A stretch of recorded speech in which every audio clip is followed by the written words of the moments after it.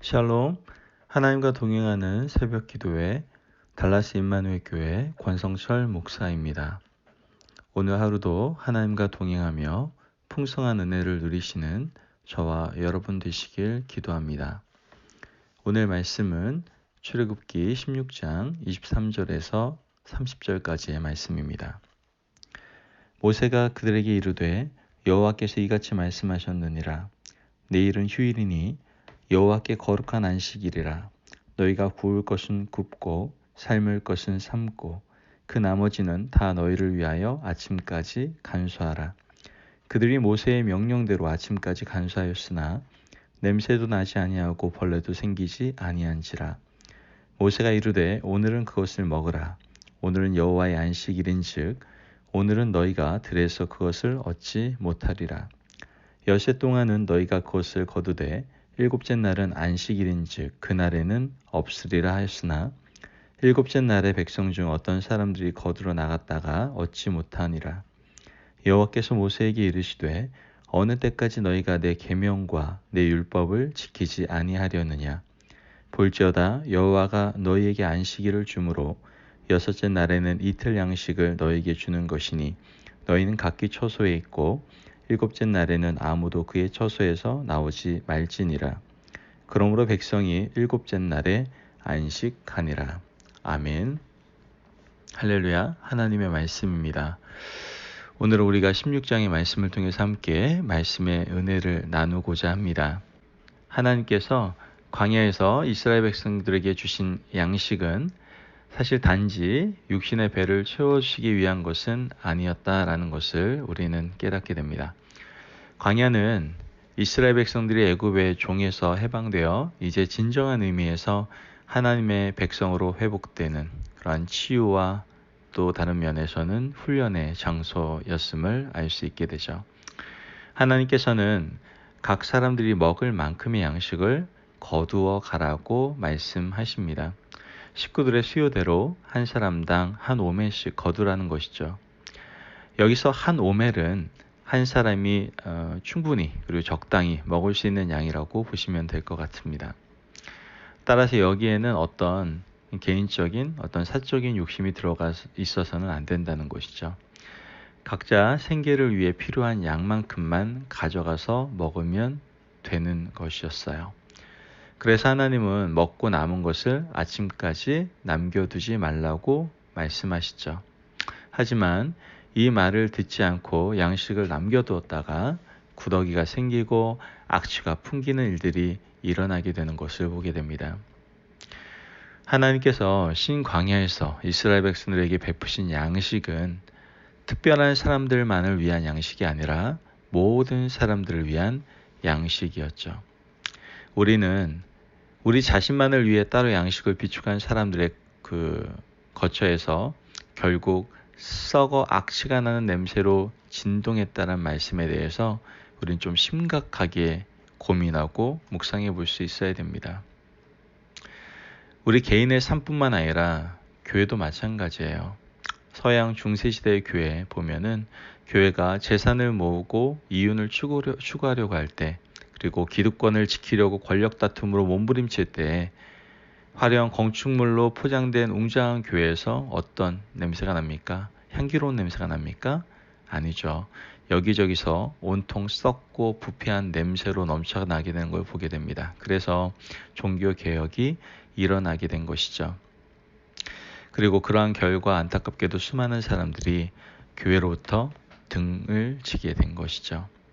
오늘날 교회는 이 점을 교훈 삼아야 됩니다. 교회가 정말 자기 자신들의 어떤 기득권, 이윤을 추구하는 그러한 세상의 어떠한 집단과 똑같아지면 안 된다는 것이죠. 그랬을 때 그 교회는 예수 그리스도의 향기를 바라는 것이 아니라 세상에서 똑같은 어둠의 악취를 바라는 정말 세상의 빛을 잃어버리는 그러한 교회가 될 수밖에 없다. 아니 교회라고 표현할 수도 없는 그러한 모임이 될 수밖에 없음을 우리는 분명히 알아야 됩니다. 우리 자신도 마찬가지입니다.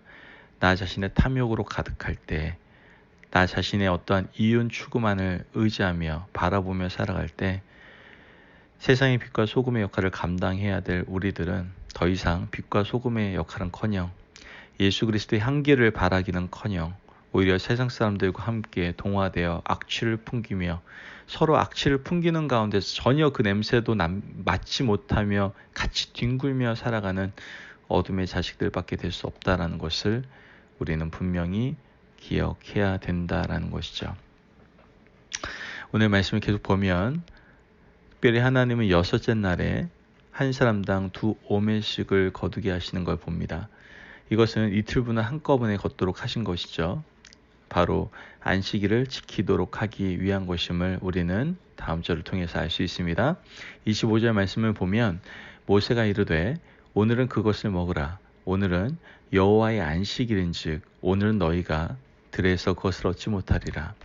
엿새 동안은 너희가 그것을 거두되 일곱째 날은 안식일인즉 그날에는 없으리라 하였으나. 자, 하나님께서 이렇게 명령하신 이유가 뭐죠? 이스라엘 백성들이 안식일에 온전히 쉬도록 하기 위한 배려였다라는 것이죠. 즉 안식일 제도는 하나님의 어떤 율법, 하나님의 어떤 자기만의 어떤 생각 속에서 뭔가 추구함으로 인해서 만든 것이 아니라 하나님이 우리에게 주신 은혜의 선물이다라는 것을 우리는 보게 되죠. 자, 그런데 그런 은혜의 선물을 주셨는데 27절 말씀 보면 어떻게 합니까? 일곱째 날에 백성 중 어떤 사람들이 거두러 나갔다가 얻지 못하니라. 자, 이스라엘 백성들이 이렇게 한 이유가 뭡니까? 결국 이 이스라엘 백성들은 하나님의 말씀을 신뢰하지 못했기 때문에 그렇다라는 것이죠. 즉 하나님의 은혜의 선물인데 그 은혜의 선물을 선물답게 누리지 못하는 어리석은 이스라엘 백성들의 모습을 보는 겁니다. 여러분, 이 말씀을 통해서 우리에게 말씀한 것은 무엇입니까? 진정한 은혜의 선물, 그건 바로 말씀이다라는 거예요. 하나님의 말씀에 순종하는 것이 여러분 중요합니다. 여러분, 자꾸만 우리는 먹는 것이 더 중요하다고 생각할 수가 있어요. 그러다 보니까 이 사람들은 나간 겁니다. 말씀에 신뢰하지 못하고 그 말씀에 순종하지 못하고 그것이 가장 큰 은혜인지 모르고 다시 내 육적인 먹는 것에 중요함을 느끼고 나가는 어리석음을 우리는 보게 되는 것이죠. 여러분들, 이 말씀을 좀 잘 이해하기 위해서 요한복음 6장을 우리가 살펴볼 필요가 있습니다. 예수님께서 한 아이가 소유한 보리떡 5개와 불고기 2마리를 가지고 5,000명이 넘는 사람들이 먹는 그러한 오병이어의 기적을 나타내신 걸 보게 되죠. 한 아이의 작은 나눔은 엄청난 기적으로 이어졌다라는 이야기인데요. 그 결과 수많은 사람들이 배부르게 먹을 수 있었죠. 식사가 끝난 후에 예수님께서는 제자들에게 먹고 남은 조각들을 거두고 버리는 것이 없게 하라고 말씀하시죠. 이 모든 것은 하나님께서 베풀어 주신 선물이기 때문에 버리지 말라고 한 거예요. 그런데 여기서 중요한 것이 있어요. 이 오병이어의 기적, 그래요. 그 한 아이의 헌신, 등등 하나님의 은혜, 여러 가지 관점을 볼 수 있지만 여기에서 우리가 또 중요하게 볼 수 있는 것은 바로 안드레의 순종이었습니다. 그저 예수님의 말씀에 어떻게든 순종해 보려는 마음으로 양식을 구하고자 했던 그 믿음의 열정, 그것이 안드레에게 있었다는 것이죠. 그에게는 먹을 것이 부족한 현실이 중요한 게 아니었어요. 뭐가 먼저였어요? 일단 예수님의 말씀에 순종하는 것이 먼저였고 우선이었다는 것을 알 수가 있는 것이죠. 우리에게도 이런 모습이 필요합니다. 현실이 먼저가 아니라 말씀에 순종하는 것이 먼저입니다. 오병이어의 기적을 통해서 하나님의 놀라운 은혜의 역사, 그 관점에서 우리가 은혜 받는 것도 중요하지만 거기에서 우리가 가장 먼저 알려주시는 것은 현실이 아니라 먼저 하나님의 말씀, 예수님의 말씀에 순종하는 것이 먼저 중요하다라는 것을 우리에게 말씀해주고 계시다라는 것이죠. 그런데 그 이후의 말씀을 보니까 이 양식을 맛있게 받아 먹은 무리들이 다음 날에 또 예수님을 찾아와요. 왜 찾아왔을까요? 그 무리를 보면서 예수님께서 하신 말씀에 답이 나와 있는데요. 6장 26절 말씀을 보니까 예수께서 대답하여 이르시되 내가 진실로 진실로 너희에게 이르노니 너희가 나를 찾는 것은 표적을 본 까닭이 아니요 떡을 먹고 배부른 까닭이로다. 자, 지금 이 무리들에게 중요한 것이 무엇입니까?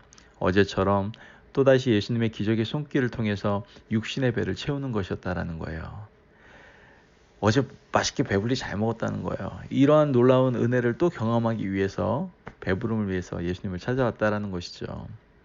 예수님은 6장 27절 말씀을 통해서 이렇게 말씀하시죠. 썩을 양식을 위하여 일하지 말고 영생하도록 있는 양식을 위하여 하라.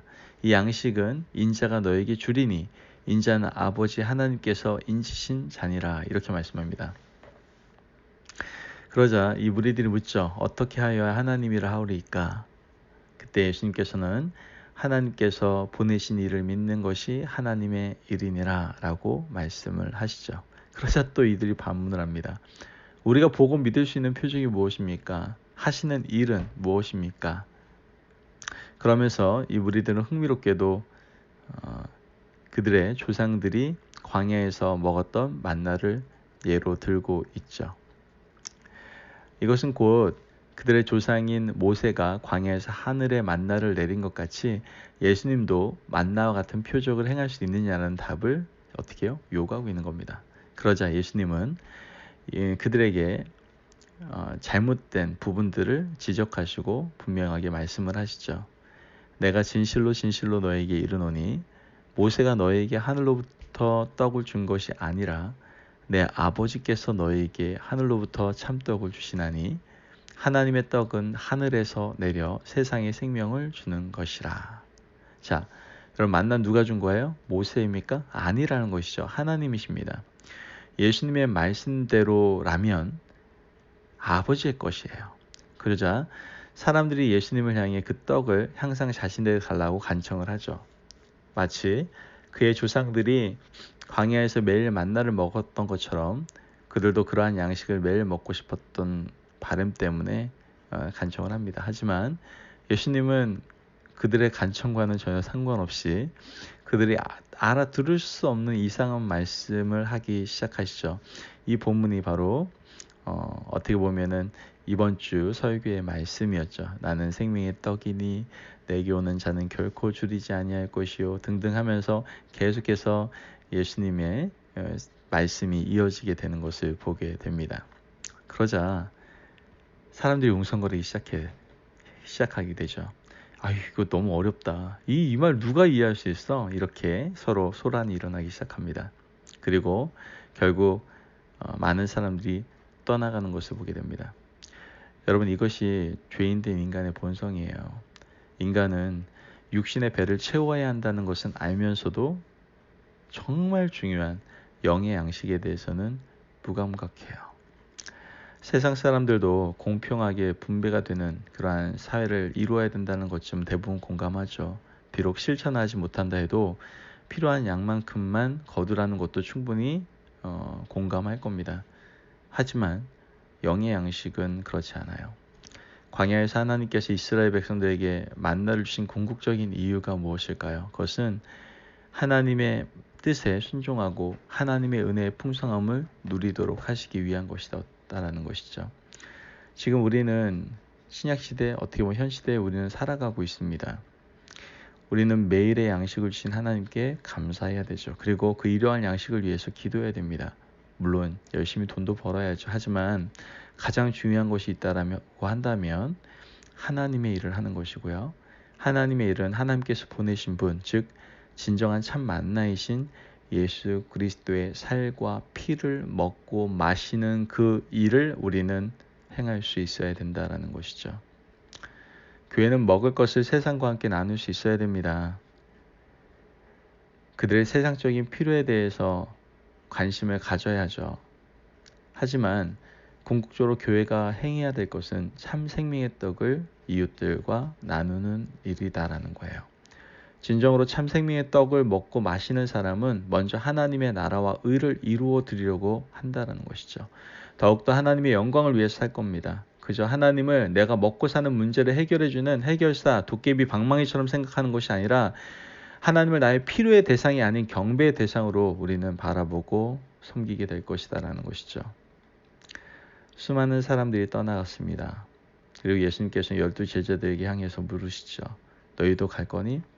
그러자 베드로가 이렇게 고백합니다. 주여, 영생의 말씀이 주께 있사오니 우리가 누구에게로 가오리이까? 우리가 주는 하나님의 거룩한 자인 줄을 믿고 알았사옵나이다. 여러분, 우리에게도 이러한 베드로의 고백이 있기를 간절히 소망합니다. 하나님께서 은혜 가운데 베풀어 주신 참 생명의 떡, 주님의 살과 피를 먹고 마시는 삶, 그래서 이제는 내가 죽고 내 안에 예수 그리스도께서 살아나는 삶, 그 믿음 가운데에서 살아감으로 영생의 축복을 누리는 삶, 그 삶 우리가 살아가기를 간절히 소망합니다. 여러분, 그 생명의 떡을 소유만 하지 마시고 이젠 그 이웃과 더 나아가 나눌 수 있는 그러한 삶을 살아가는 저와 성도님들이 되시기를 주님의 이름으로 축원합니다. 아멘. 기도하겠습니다. 하나님 감사합니다. 오늘도 우리에게 귀한 말씀을 주셔서 우리에게 정말 필요한 것은 육의 양식, 물론 필요하지만 더 필요한 것은 영의 양식, 바로 주님의 생명의 떡임을 주님께 고백합니다. 하나님, 우리가 매일 주님의 살과 피를 먹는 삶을 살 수 있도록 도와주시고, 그 생명을 먹음으로 그 생명을 또한 내가 살아가고 있는 모든 삶 속에, 또한 공간 속에, 관계 속에 흘려보내어 하나님 나라를 아름답게 이루어 나가는 저와 우리 성도들 될 수 있도록 축복하여 주옵소서. 감사함이 예수님의 이름으로 기도합니다. 아멘. 오늘도 하나님과 동행하며 풍성한 삶을 누리시는 저와 성도님들이 되시기를 축복합니다. 오늘도 승리하십시오.